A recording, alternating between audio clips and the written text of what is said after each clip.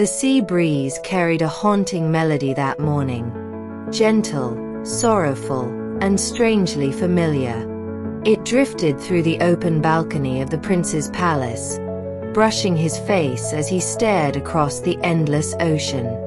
The waves rolled softly against the cliffs below, whispering a name he hadn't spoken aloud in years. Her name. He didn't know her real name. She had never spoken a single word, yet she had spoken to him in the way only souls speak. Through glances, through laughter, through heartbreak.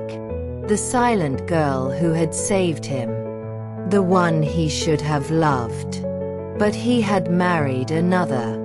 The realization had crept into his heart slowly over the years, like water through cracks in stone. At first, he believed he had chosen wisely. His bride had saved him, hadn't she? That was the story he had told himself. Yet, in his dreams, it was always the quiet girl by his side. The girl with sea-green eyes who watched the ocean with longing. The one who never spoke, yet said everything. The one he let slip through his fingers. Now, years later, strange tales reached the kingdom. Stories of spirits seen dancing on the wind, of a glowing figure blessing ships during storms, of a voice that sometimes echoed across the ocean like a lullaby. He listened to these rumors with a heavy heart, for deep within, he knew the truth he had long denied. The girl from the sea had not been human. She had been something far more. One night, unable to sleep, he summoned an old sailor, one who had lived his whole life beside the sea and knew the legends well. "I need to understand," the prince said, eyes hollow with regret. "There was a girl. She never spoke. I thought I loved another, but now, I believe she was the one who saved me. I believe she was not from this world." The old man bowed his head.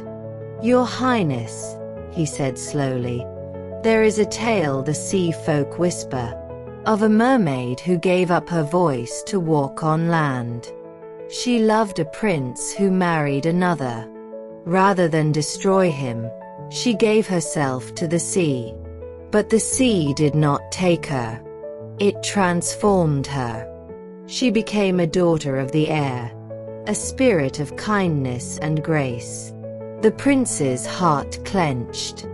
"And she still exists." "She does," the sailor replied. "In the wind, in the mist, in the waves.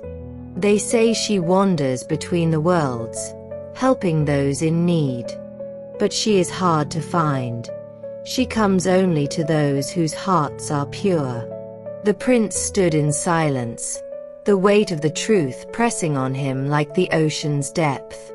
The memories flooded back, her sad eyes on the day of his wedding, the way she smiled even when he spoke of his bride, the way she vanished the morning after the ceremony.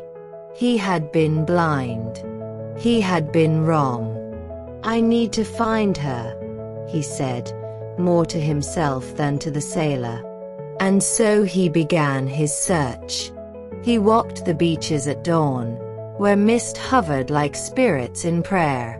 He listened to the wind, hoping to catch her song.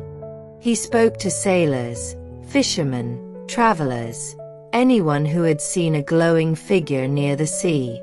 Many had stories, but none could guide him to her. Weeks passed. Months. Then one evening, as the sun dipped into the ocean like a candle into wax, he stood at the cliff where she once gazed longingly at the sea. He whispered into the wind, voice cracking with grief. "I know now. I know it was you. I was blind, foolish, and unworthy. But if you can hear me, I am sorry." The breeze picked up. The waves glimmered. And for a moment, he heard it. A soft, ethereal voice humming a lullaby he remembered but had never heard aloud. The same melody she had danced to once, barefoot on the palace terrace. His eyes filled with tears. "Please," he whispered. "Just let me see you. One last time." The air shimmered, and she appeared. Not solid, no. She was a shape of light, a memory of moonlit water and pearl dust. Her hair floated around her like sea foam, and her eyes, those same sea-green eyes, looked at him with gentleness, but also distance. "Is it you?" he asked, stepping forward, hand outstretched. She nodded, the gesture graceful as the ocean's tide. "I was wrong," he said, tears falling freely now. "You saved me. You loved me. And I didn't see it until it was too late."